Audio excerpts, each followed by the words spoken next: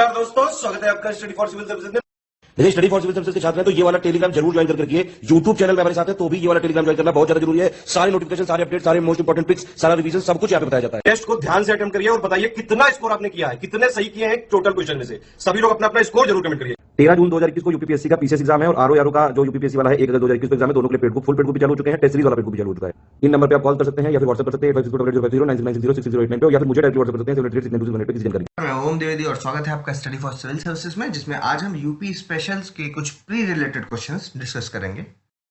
और शुरू करने से पहले मैं आपको बता दूं कि स्टडी फॉर सिविल सर्विसेज के कई फ्री और पेड कोर्सेज यूट्यूब और टेलीग्राम पर मौजूद हैं, जिन्हें आप इस लिंक के थ्रू और इन दो नंबर्स पर कॉल करके ज्वाइन कर सकते हैं।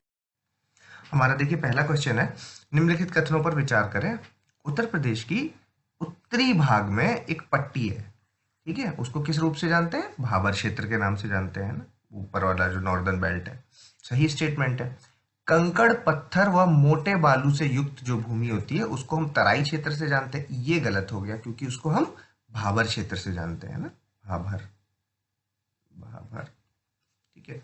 और जो समतल, नम और दलदली भूमि है उसको हम तराई के नाम से जानते हैं, तराई, ठीक। तो ये भी गलत हो गया। सत्य वाला आपको बताना था। आंसर इसका ए हो जाएगा, ओनली 1।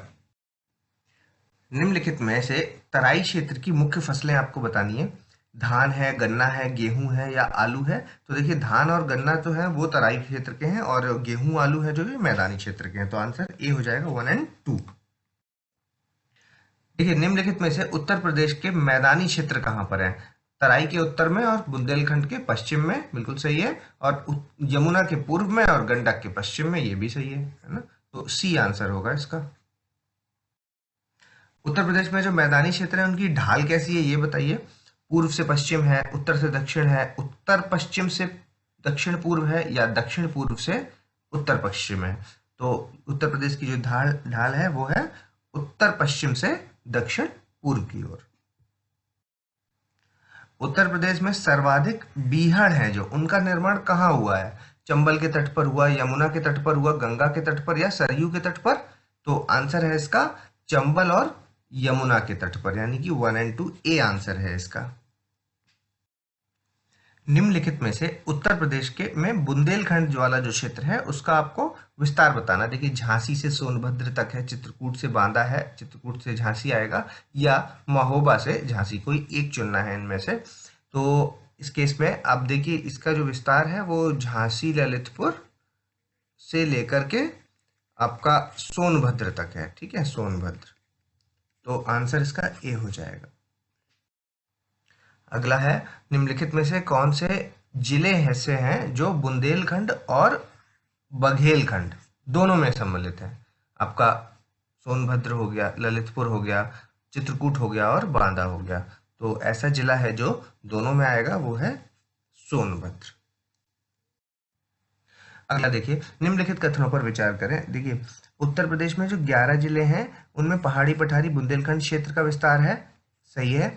और बुंदेलखंड के जो दक्षिणी सीमा है ना, उस पर गंगा यमुना बहती है। तो बुंदेलखंड की दक्षिणी सीमा नहीं, उत्तरी सीमा पर, उत्तरी है ना, तो ये गलत हो गया। और बुंदेलखंड की जो पूर्वी सीमा उसमें बेतवा नदी बहती है, तो ये भी गलत हो गया क्योंकि वो पूर्वी सीमा नहीं होगा, यहाँ पश्चिमी सीमा होगा, पश्चिमी।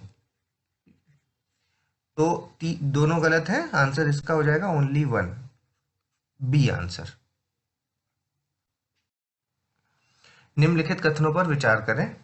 देखिए बुंदेलखंड क्षेत्र की जो ढाल है वो उत्तर की ओर है, तो ये बिल्कुल सही स्टेटमेंट है। और बुंदेलखंड क्षेत्र की जो मुख्य फसलें हैं वो हैं आपकी दलहन और तिलहन, ये भी सही है। सत्य वाला इसमें पूछा था, सी आंसर है।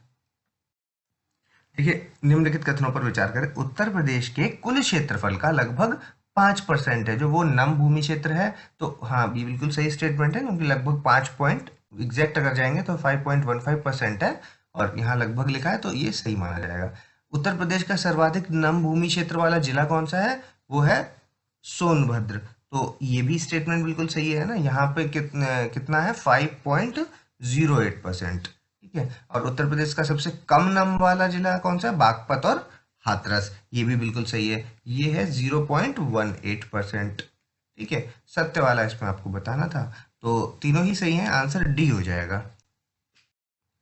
ग्रीष्म ऋतु में उत्तर प्रदेश के उत्तरी भाग से दक्षिणी भाग तथा पूर्वी भाग से पश्चिमी भाग जब आप बढ़ते हैं ऐसे, तो तापमान में क्या डिफरेंस आता है? वो बढ़ता है, घटता है, समान रहता है या फ्लक्चुएट करता रहता है?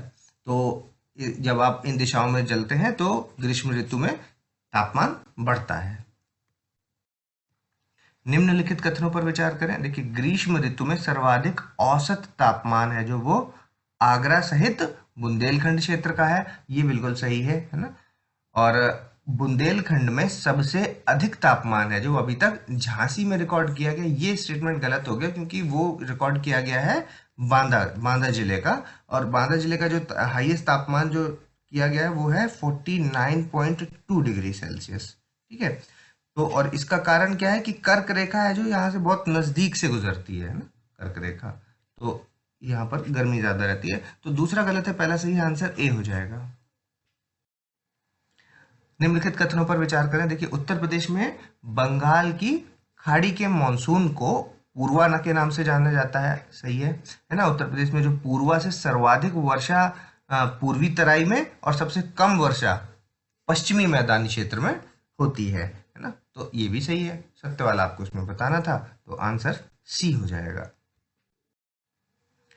उत्तर प्रदेश के सर्वाधिक और सबसे कम वर्षा कहाँ पर होती है?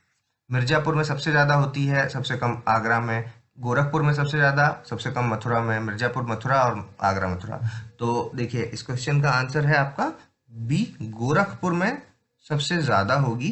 कितनी? 184.7 सेंटीमीटर है यहाँ का, और जो मथुरा है यहाँ पे सबसे कम होती है, और ये है कितनी? 54.4 सेंटीमीटर। ठीक है, तो आंसर इसका बी। निम्नलिखित कथनों पर विचार करें। उत्तर प्रदेश में पूर्व से पश्चिम और उत्तर से दक्षिण, पूर्व से पश्चिम और उत्तर से आपका दक्षिण चलने पर वर्षा की मात्रा बढ़ती है। तो ये स्टेटमेंट गलत है क्योंकि वर्षा की मात्रा घटती है ना। और उत्तर प्रदेश में सर्वाधिक वर्षा वाला महीना कौन सा है? जुलाई है। तो ये स्टेटमेंट सही है, सबसे ज्यादा बारिश जुलाई में ही होती है। सत्य वाला आपको बताना था, आंसर हो जाएगा इसका ओनली 2, बी आंसर। निम्नलिखित कथनों का मिलान करना है। देखिए, तराई क्षेत्र में जो बारिश का औसत है, ये एवरेज लिखा हुआ है बारिश का, और ये क्षेत्र लिखे हुए हैं। तो देखिए, तराई में 150 सेंटीमीटर है, पूर्वी मैदान में 112 सेंटीमीटर, मध्यवर्ती मैदान में 94 सेंटीमीटर, पश्चिमी मैदान में 84 सेंटीमीटर और दक्षिणी पहाड़ी क्षेत्र में 91 सेंटीमीटर ना। इनको आप याद कर लीजिएगा, तो पीछे जो क्वेश्चन हमने किए उनमें भी आपकी हेल्प हो जाएगी, आइडिया लग जाएगा एक। तो आंसर इसका ए हो जाएगा। निम्नलिखित कथनों पर विचार करें। देखिए, उत्तर प्रदेश का जो सबसे ठंडा महीना है वो है जनवरी। ठीक, तो ये हो जाएगा गलत। उत्तर प्रदेश में शीत ऋतु में सबसे कम तापमान उत्तर पश्चिमी जिलों में रहता है, ये है सही। तो सत्य वाला आपको बताना था, आंसर हो जाएगा बी। उत्तर प्रदेश के बारे में निम्नलिखित में से कौन सी जोड़ी सही है? कुल कृषि पारिस्थितिकी क्षेत्र है 20, सही है। कुल कृषि जलवायु क्षेत्र है 9, ये भी सही है। और कुल मृदा समूह क्षेत्र कितने हैं? 8, ठीक, ये भी सही है। तो तीनों ही स्टेटमेंट सही है, आंसर डी।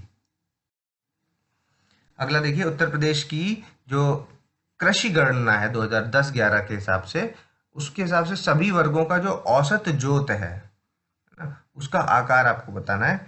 1 हेक्टेयर है, 0.56 हेक्टेयर है, 2 हेक्टेयर है या फिर 0.76 हेक्टेयर है।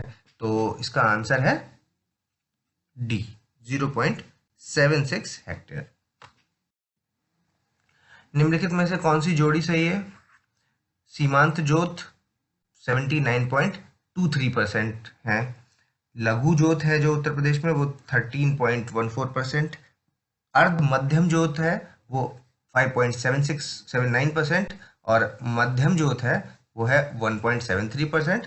वृहद जोत है वो है 0.11%। ठीक है, अब ये सारे आपको एग्जैक्ट याद नहीं रखने, मोटे मोटे लमसम याद रखने हैं, और इनका अरेंजमेंट आपको याद रखना है। ठीक है, कि सबसे ज्यादा कौन है, सबसे कम कौन है। तो इनको आप अरेंज कर लीजिएगा। आंसर अभी इस क्वेश्चन का हो जाएगा डी, सभी सही है इसमें। निम्नलिखित में से कौन सी जोड़ी सही है? देखिए, भातखंडे संगीत संस्थान लखनऊ में है, बिल्कुल सही है। राज्य ललित कला अकादमी है जो, वो प्रयागराज में नया होकर के वो भी लखनऊ में है, ठीक है। और जो कथक संस्थान है वो भी आपका लखनऊ में है, ठीक है। तो तीनों ही लखनऊ में है। और यहाँ दूसरा गलत, पहला और तीसरा सही। आंसर इसका हो जाएगा बी। अगला देखिए, निम्नलिखित में से कौन सी जोड़ी सही है? जनजाति एवं लोक कला संस्कृति संस्थान, ये कहाँ है आपका? सोनभद्र में, ये गलत है। और उत्तर प्रदेश जैन विद्या शोध संस्थान कहाँ है? गोरखपुर में, ये भी गलत है।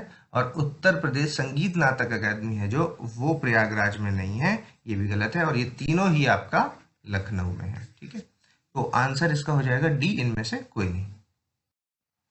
अगला देखिए, निम्नलिखित में से कौन सी जोड़ी सही है? देखिए, देवगढ़ का मंदिर है जो, ये झांसी में है ना, और ये ईंटों से बना हुआ है। और आपका भीतरगांव और भीतरी, ये दोनों कैसे बने हुए? ये पत्थर निर्मित है, ठीक है। और ये कानपुर में है भीतरगांव वाला, और भीतरी है जो गाजीपुर में है। तीनों ही सही है, आंसर डी हो जाएगा इसका। अब मैच करना है आपको। देखिए, राजघाट है जो, वो बनारस में, शहीद समेत गोंडा और बहराइच में। और आपका अहिक्षेत्र है जो, वो बरेली में। और भीतरगांव है जो, वो कानपुर में, ठीक है। तो सारे सही हैं, आंसर ए। निम्नलिखित कथनों पर विचार करिए। देखिए, उत्तर प्रदेश का जो प्राचीनतम अवशेष है उत्तर प्रदेश में, वो आपके मौर्यकालीन है ना, गौर गुप्तकालीन नहीं होंगे। और इनका निर्माण कैसे हुआ है? चुनार के बलुआ पत्थरों से, ठीक है। दो फैक्ट हैं, दोनों याद रखिएगा इसमें। तो अब ये सही हो गया। ये वैसे इस क्वेश्चन के हिसाब से गलत स्टेटमेंट है। सारनाथ का जो सिंह स्तंभ है वो मौर्यकालीन कला का बेस्ट स्पेसिमेन है, ठीक है। तो ये सही स्टेटमेंट है, आंसर इसका बी हो जाएगा, ठीक है। सत्य वाला आपको बताना था। निम्नलिखित कथनों पर विचार करें। देखिए, गुप्त काल में जो मथुरा कला शैली थी वो अपने पीक पर थी, यानी चरमोत्कर्ष पर थी। तो ये स्टेटमेंट गलत है, क्योंकि मथुरा कला शैली का जो पीक था वो कुषाणों के टाइम पर था, ठीक है। अब यहाँ के जो जैन तीर्थंकरों, बुद्ध और अनेक हिंदू देवी देवताओं की अनेक प्रतिमाएं लखनऊ, बनारस, इलाहाबाद, मथुरा के संग्रहालयों में सुरक्षित है ना, यानी कि मथुरा कला शैली की बात हो रही है। तो सत्य वाला इसमें बताना था, ये स्टेटमेंट सही है दूसरा, तो आपका बी आंसर हो जाएगा इसका। निम्नलिखित कथनों पर विचार करें। देखिए, मंदिर निर्माण कला का जो विकास है वो गुप्त काल में हुआ, ये सही बात है। और कला की जो मथुरा शैली और सारनाथ शैली है जो, वो दोनों में गुप्त काल में अधिक निखार आया। तो ये स्टेटमेंट भी बिल्कुल सही है, ठीक है। दोनों ही सही है, आंसर सी हो जाएगा इसका। निम्नलिखित में से कौन सा स्थापत्य कला है जो सरकी शैली से निर्मित है? देखिए, ताला मस्जिद है, झांझरी और लाल दरवाजा भी है, खलिस मुखलिस भी है, ठीक है। तीनों ही है, आंसर डी। निम्नलिखित कथनों पर विचार करिए। देखिए, जौनपुर में जो अटाला मस्जिद है उसका निर्माण मुबारक शाह सरकी ने करवाया, तो बिल्कुल गलत, क्योंकि उसका निर्माण करवाया था इब्राहिम शर्की ने, इब्राहिम, ठीक है। तो शाहजहां ने अयोध्या और संभल में मस्जिदें बनवाई हैं, ये स्टेटमेंट भी गलत है, क्योंकि इन दो जगहों पे बेसिकली जो मस्जिदें बनवाई हैं वो बाबर ने बनवाई हैं, बाबर ने, ठीक। तो दोनों ही गलत है, आंसर डी हो जाएगा इसका। निम्नलिखित कथनों पर विचार कीजिए। देखिए, शाहजहां के काल में अकबर द्वारा लाल बलुआ पत्थर से बनवाई गई अनेक इमारतों को तोड़कर फिर से संगमरमर का बनवाया गया था, ये बिल्कुल सही है। शाहजहां द्वारा बनवाए गए ताजमहल का पूरा निर्माण मकराना संगमरमर से हुआ था, ये भी बिल्कुल सही है ना। सत्य वाला आपको बताना था, सी आंसर। निम्नलिखित में से मुगल कालीन विशेषता है आपकी, लाल बलुआ पत्थर का यूज हुआ मुगल काल में, संगमरमर का भी यूज हुआ, चिकने और रंग बिरंगे फर्श पर महीन पच्चीकारी ये भी है, और जड़ाऊ काम है ना, ये भी, चारों ही उसके हैं ना। पेट्राड्योरा, हीरे जवाहरात वगैरह लगा देते थे वो कंस्ट्रक्शन में। तो ये चारों ही आंसर सही है, आंसर डी हो जाएगा इसका। अगला देखिए, निम्नलिखित में से कौन सी इमारतें हैं जो वो लखनऊ में स्थित नहीं है, ठीक है। तो लाल बारादरी लखनऊ में है, रूमी दरवाजा भी लखनऊ में है, हुसैन बाग का इमाम बाड़ा भी लखनऊ में है, और दिलकुशा उद्यान भी लखनऊ में है, सारे ही लखनऊ में है। यहाँ नहीं वाला पूछ रहा है, आंसर डी हो जाएगा, इनमें से कोई नहीं। निम्नलिखित कथनों पर विचार करें। देखिए, चित्रकला की जो आगरा शैली है उसकी नींव हुमायूं द्वारा रखी गई, बिल्कुल सही स्टेटमेंट है। और मीर सैयद अली और ख्वाजा अब्दुस समद है जो ये हुमायूं कालीन चित्रकार थे, ये भी बिल्कुल सही है। और आपका जो अब्दुस समद के जो चित्र हैं वो गुलशन चित्रावली में संकलित हैं, ठीक है, ये भी सही स्टेटमेंट है। सत्य वाला पूछ रहा था, डी आंसर हो जाएगा इसका। दास्तान आमिर हमजा ये क्या है? 1200 पैदल सैनिकों की सेना है, 1200 घुड़सवार की सेना है, 1200 चित्रों का संग्रह है, या फिर 1200 चित्रकारों का संग्रह है। तो देखिए, ये जो आमिर हमजा है ये 1200 चित्रों का संग्रह है। और जो ये किसने किया था? ये आपका मीर सैयद अली के संरक्षण में पूरा हुआ था, ठीक है, मीर सैयद अली। ठीक है, तो आंसर सी। निम्नलिखित कथनों पर विचार करें। देखिए, मुगल चित्रकला का जो स्वर्ण युग है वो शाहजहां के काल में देखा गया। मुगल चित्रकला तो शाहजहां नहीं, जहांगीर होगा, ठीक है।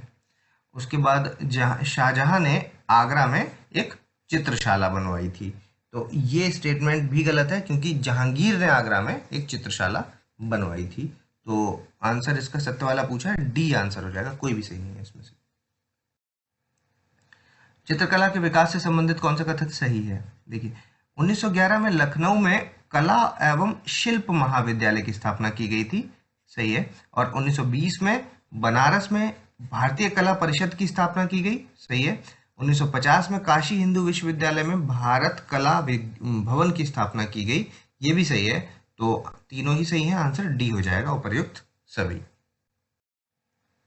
निम्नलिखित में से किसने लखनऊ में वाश और टेम्पा नामक दो शैलियां शुरू की? उत्तर प्रदेश के कई सारे पेंटर हैं जो बहुत फेमस है ना, तो उनको डिस्कस कर लेते हैं। देखिए, वाश और टेम्पा, इनकी शुरुआत अविंद्रनाथ टैगोर, अवनी बाबू, असित कुमार हलदार या फिर इनमें से कोई नहीं। तो आंसर है इसका असित कुमार हलदार हैं जिन्होंने वाश और टेम्पा नाम की दो शैलियां शुरू की थी, ठीक है, आंसर सी। और ये जो अविंद्रनाथ टैगोर और अवनी बाबू हैं ये इनके शिष्य हुआ करते थे, असित कुमार हलदार। वाश चित्रकला शैली है जो उससे चित्रित एक मेघदूतम श्रृंखला है, उसमें ख्याति किसने अर्जित की है? हरिहर लाल मेढ़ ने, ललित मोहन सेन ने, अवनी बाबू ने या ईश्वरी प्रसाद ने। तो देखिए, इस क्वेश्चन का आंसर है ए, हरिहर लाल मेढ़ ने ये मेघदूतम श्रृंखला पे ख्याति अर्जित की। अगला देखिए, किसने चित्रकला और मूर्तिकला पर 50 से ज्यादा पुस्तकें लिखकर तथा सर्वाधिक अंतरराष्ट्रीय चित्र प्रदर्शनियां आयोजित करके ख्याति अर्जित की? कौन है वो? उत्तर प्रदेश के नंदकिशोर शर्मा है, चमन सिंह चमन है, नित्यानंद सुरेश बहादुर है या उपर्युक्त सभी? ये सभी हैं। तो देखिए, इस क्वेश्चन का आंसर हो जाएगा बी, चमन सिंह चमन। ये है कहाँ के? मेरठ के, मेरठ ना, आंसर बी। निम्नलिखित में से किसे राज्य के विधानसभा में भित्ति चित्र चित्रित करने का, मतलब वॉल पेंटिंग करने का मौका मिला है? जगन्नाथ मुरलीधर को, अहिवासी सुखबीर सिंघल को या किरण सिंह, रणवीर सिंह बिष्ट को या किरण दर को? तो ये गौरव प्राप्त है जगन्नाथ मुरलीधर को। ये किरण दर भी काफी फेमस पेंटर हैं और ये चमन सिंह चमन जो अभी हमने पिछले क्वेश्चन देखा उन्हीं की वाइफ है। मुख्यमंत्री अभ्युदय योजना है जो, ये किससे संबंधित है? निशुल्क कोचिंग से, निशुल्क स्टार्टअप ट्रेनिंग से, या SC ST की शिक्षा से, या अल्पसंख्यकों की शिक्षा के? अभी योगी आदित्यनाथ ने रिसेंटली फरवरी में ही ये नई पहल स्टार्ट की है और ये है निशुल्क कोचिंग सेंटर से संबंधित। वर्ष 2021 तक स्वच्छ प्रदेश के लिए निम्न में से कौन सी नदी है जो उसको लक्षित किया गया है? यमुना को, चंबल को, केन को और बेतवा को। तो लक्षित किया गया है यमुना को, आंसर इसका ए हो जाएगा। देखिए, निम्नलिखित कथनों पर विचार करें। तो देखिए, शहर में निर्बंध नगर पालिका सेवाओं को सुनिश्चित करने के लिए क्या है कि GPS से लैस डिजिटल स्मार्ट वॉचेस को फ्रंटलाइन नागरिक कार्यकर्ताओं को प्रदान किया जा रहा है, सही स्टेटमेंट है। और ये जो प्रणाली है इसको शुरू करने के लिए नोएडा उत्तर प्रदेश का पहला शहर है ना, ये दोनों ही स्टेटमेंट सही हैं, आंसर सी। अगला देखिए, हाल ही में राम मंदिर के निर्माण के लिए दान का जो आंकड़ा है वो किस वैल्यू को है जो पार कर गया? 1500 करोड़ को, 2000 को, 1600 या 2500 करोड़ को पार कर गया। तो देखिए इसका आंसर है ए, 1500 करोड़ की जो संख्या है इसको इससे ऊपर निकल गया है, ठीक है, ए आंसर। अगला देखिए, हाल ही में मंत्रिमंडल ने उत्तर प्रदेश में निम्नलिखित में से किस हवाई अड्डे को अंतरराष्ट्रीय हवाई अड्डा घोषित करने की मंजूरी की है? ये आगरा हवाई अड्डा, प्रयागराज हवाई अड्डा, कुशीनगर हवाई अड्डा या कानपुर हवाई अड्डा? तो उस आंसर है सी, कुशीनगर हवाई अड्डा है वो इंटरनेशनल हवाई अड्डा बनेगा। अगला देखिए, फूड प्रोसेसिंग एडिशन है जो किसका? एक्सक्लूसिव इन्वेस्टमेंट फोरम का, ये उत्तर प्रदेश ने लॉन्च किया। दूसरा, इसका पर्पस क्या है लॉन्च करने का? कि वेस्टर्न वर्ल्ड को भारत के सुपर फूड के बारे में अवेयर कराना, ठीक है। तो ये इसका पर्पस है, सही वाला इसमें पूछा था, आंसर इसका हो जाएगा, दोनों ही सही है, सी आंसर है। मनरेगा के तहत रोजगार उपलब्ध कराने में निम्नलिखित राज्यों को घटते हुए क्रम में लगाना है। देखिए उत्तर प्रदेश, राजस्थान, आंध्र प्रदेश और वेस्ट बंगाल, तो ये सब सही लगे हुए हैं, तो ये आंसर इसका ए हो जाएगा। डेटा आप उत्तर प्रदेश वाला याद कर लीजिए, और इसका डेटा है आपका 12,975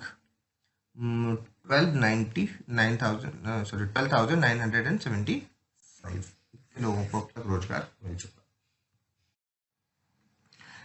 गौ हत्या रोकथाम संशोधन अध्यादेश है 2020 में जो अभी पारित किया गया, इसके हिसाब से प्रस्तावित कानून है जो वो 10 साल की तो अधिकतम सश्रम कारावास मिलेगा, है ना, अगर गौ हत्या की तो, और 5 लाख रुपए का जुर्माना देना पड़ेगा, ठीक है। तो ये बिल्कुल सही स्टेटमेंट है। उसके बाद पहले अपराधी जो शुरुआत में फर्स्ट ऑफेंडर्स हैं, वो जो पहली बार ऐसा ऑफेंड करेंगे, उनको 1 लाख रुपए से लेकर के 3 लाख रुपए तक के जुर्माने के साथ 1 से 7 साल की कठोर सजा दी जा सकती है ना। मैक्सिमम मतलब कई चरण है, पहले फर्स्ट ऑफेंडर, सेकंड ऑफेंडर और रिपीटेड ऑफेंडर, इस टाइप से। तो ये दोनों ही स्टेटमेंट सही है, ठीक है। तो सत्य वाला इसमें पूछ रहा है, आंसर इसका हो जाएगा सी।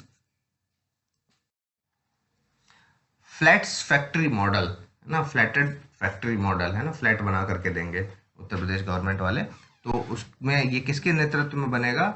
आपका आलोक कुमार, रामेश्वर तेली, अनिल गर्ग या इनमें से कोई नहीं। तो फ्लैटेड फैक्ट्री मॉडल है जो, ये आपका आलोक कुमार की गाइडेंस में बनेगा, आंसर ए।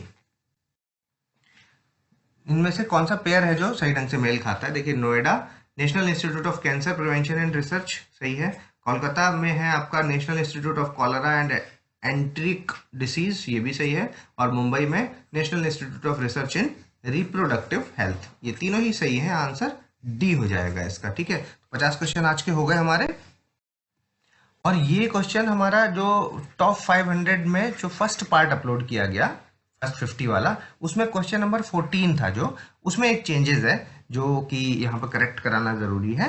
तो देखिए वर्तमान में जो विधानसभा सदस्यों की संख्या है जो 403 है, ठीक है, अब 404 लिख गया था वहां पर, ये आपको एक करेक्शन करना है यहाँ पर, ठीक है। और जो अभी 104th कॉन्स्टिट्यूशनल अमेंडमेंट एक्ट आया है, उसके हिसाब से जो एंग्लो इंडियन वाला पार्ट है वो खत्म हो गया, तो 403 बचा, ठीक है। एक चीज जो आपको याद रखना है कि आखिरी कौन होंगे? ये डेनिजल जे गॉर्डन होंगे जो आखिरी एंग्लो इंडियन कहलाएंगे अब, है ना, डेनिजल जे गॉर्डन, ठीक, तो ये याद रखिएगा। बाकी सही है, 1967 तक विधानसभा सदस्यों की कुल संख्या 431 थी, सही है, और उत्तराखंड से बनने से पहले विधानसभा सदस्यों की कुल संख्या 405, ये बाकी तीनों स्टेटमेंट सही है, आंसर इसका डी ही है अभी भी, ठीक। और एक ये दूसरा क्वेश्चन है, क्वेश्चन नंबर 12, ठीक है, पिछली ही सीरीज का, जिसमें एक ये मिस्टेक हो गई थी कि यहाँ पे एनआरआई लिख गया, एनआरआई की जगह एनआरसी लिख गया था, ठीक है। तो ये आपने हालांकि सही कर लिया होगा, इतने आप लोग इंटेलिजेंट हैं, तो ये एनआरआई है, यहाँ पर करेक्ट कर लीजिएगा इसको, एनआरआई डिपार्टमेंट, ठीक। तो आंसर इसका वही है ए। और ये इसको आप पॉज कर लीजिए और अपना आंसर्स चेक करके हमें कमेंट्स के माध्यम से ज़रूर बताएं, और कोई और सजेशन हो तो ज़रूर अपने कमेंट्स के माध्यम से बताते रहें, ताकि हम बेहतर इंप्रूवमेंट और कर सकें आपके लिए।